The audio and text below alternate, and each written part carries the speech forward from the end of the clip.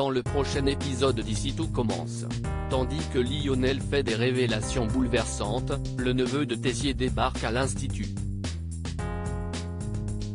Hortense fait quant à elle preuve de gourmandise.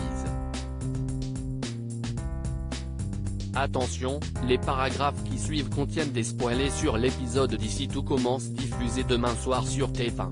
Si vous ne voulez rien savoir, ne lisez pas ce qui suit. Mardi 22 mars dans Ici tout commence. Lionel fait des révélations bouleversantes et depuis l'arrivée inattendue de Vikash, son fiancé, Deva n'a pas donné de nouvelles à Souleyman. Mal à l'aise, la jeune femme se rend au potager dans l'espoir d'annoncer la nouvelle au fils Myriel, mais Vikash les rejoint. Souleyman rencontre donc le fiancé de celle qu'il aime sans y avoir été préparé. Plus tard, Deva fait goûter à Vikash les croquettes d'agneau qu'elle a servies au préfet. Ce dernier en profite alors pour lui montrer des photos du restaurant qu'il a visité avec son père à Pondichéry. Bien qu'il y ait beaucoup de travaux à faire, il a 2 ans pour les réaliser, ce qui laissera le temps à Deva de finir ses études à l'Institut. Quand Deva lui rappelle qu'elle n'a pas encore obtenu son visa, Vikash rétorque qu'il est certain que le préfet lui donnera une réponse favorable. Et même si elle partait, ils ouvriront quand même leur restaurant. Par la suite, Souleyman rejoint Deva et lui reproche de ne pas l'avoir prévenu de l'arrivée de Vikash. Perdu face à la situation, il aimerait savoir comment elle voit les choses entre eux à l'avenir. Elle a beau avoir des sentiments pour lui, Deva ne souhaite pas rompre ses fiançailles et encore moins couvrir sa famille de honte. Résignée, elle déclare ensuite que ce qu'elle ressent à son égard finira par passer. Souleyman, qui est blessé, rentre chez lui et se confie à Rose et Antoine. Étant jaloux, il espérait au plus profond de lui que Deva allait renoncer à ses fiançailles par amour pour lui. Plus tard, Julia se rend à l'Institut pour informer Deva de la décision du préfet. Même s'il a été beaucoup touché par son discours, cela n'a malheureusement pas suffi à le convaincre. De ce fait, Deva n'obtiendra pas de visa étudiant et devra quitter la France dans les 2 jours par ses propres moyens. Si elle n'est pas rentrée en Inde d'ici là, elle sera placée en centre de détention. Après cette annonce, la jeune femme retrouve ses amis pour leur rapporter la mauvaise nouvelle. Très émue, Deva se réfugie dans les bras de Vikash au grand dam de Souleyman. En fin de journée, Kelly rejoint Lionel et lui annonce que Deva va devoir quitter le pays dans les prochains jours. Trouvant la décision du préfet beaucoup trop injuste, il finit par avouer à sa copine que Deva et Souleyman n'y sont pour rien dans l'accident et que son père a en réalité tenté de se suicider. Le neveu de Tessier débarque à l'Institut. Axel, le neveu de Tessier, débarque à l'improviste à l'Institut. Son père l'ayant mis à la porte, il compte bien s'installer chez son oncle quelques semaines, ce qui n'enchante guère Emmanuel qui sait qu'il va le sentir passer si son frère venait à apprendre qu'il l'héberge. De leur côté, Salomé et Anaïs se baladent dans les rues de Calvière lorsqu'elles voient un chien enfermé dans une voiture.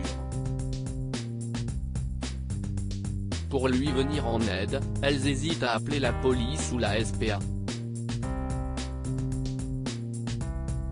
Heureusement, Axel a vu le chien enfermé quelques heures plus tôt et arrive avec un pied de biche avant de forcer l'ouverture de la voiture. Tandis que le jeune homme donne à boire à l'animal, son propriétaire fait irruption et menace d'appeler la police. Le neveu de Tessier lui signale alors qu'il risque une grosse amende pour avoir maltraité son chien avant de partir.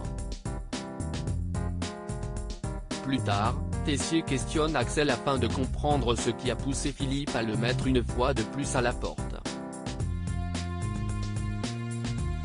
Il explique donc que cela fait des mois que sa mère a des problèmes de boîte aux lettres avec un voisin. Au début, ce n'était rien mais petit à petit, celui-ci a commencé à devenir lourd. Comme son père ne faisait rien, Axel a décidé de se faire justice en saccageant la voiture du voisin. Ce dernier s'en étant plaint, Philippe a peur de ce que les gens pourraient dire sur lui et l'a mis dehors. Sa mère a bien essayé de le défendre mais cette fois cela n'a pas marché. D'ailleurs, celle-ci n'étant pas au courant qu'il est ici, Axel aimerait bien que son oncle et sa tante ne lui disent rien. Emmanuel et Constance acceptent alors de garder le secret et de l'héberger le temps nécessaire.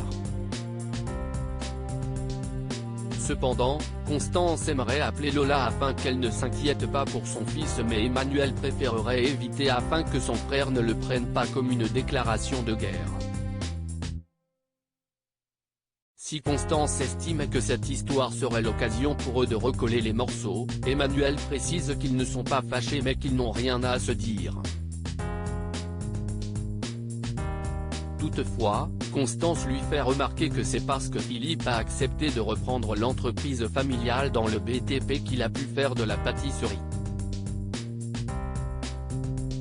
Même s'il en a parfaitement conscience, Emmanuel regrette cependant que son frère veuille imposer à son fils de travailler dans la maçonnerie. Refusant qu'Axel soit là sans que ses parents ne soient au courant, Constance pousse son mari à appeler sa belle-sœur, ce qu'il consent finalement à faire. Hortense fait preuve de gourmandise et le chef Landiras demande à ses élèves de réaliser une pâtisserie à partir d'un bonbon de leur choix. Hortense, Greg, Elliot et Mehdi ont donc décidé de travailler ensemble sur les oursons. Ils imaginent une recette à base de pâte sablée mais Hortense, en tant qu'experte, pense qu'il faut garder une texture gélatineuse. En définitive, ils se mettent d'accord pour garder cette nounours pour la gelée et 4 pour la décoration. Cependant, Hortense est gourmande et a mangé tous les bonbons de la recette au grand dent de Greg, Elliot et Mehdi qui vont devoir refaire des oursons pour réaliser leur pâtisserie. Quelques heures plus tard, les 4 apprentis chefs présentent leur dessert au chef Landiras. Malheureusement, Zachary se rend compte rapidement que ses étudiants ont fait leurs propres bonbons pour la préparation. Au pied du mur, Hortense confesse que c'est elle qui les a mangés. Gourmand lui aussi, le chef Landiras ne lui en veut pas et indique qu'il n'a pas l'intention de les pénaliser. En revanche, ils devront refaire l'exercice.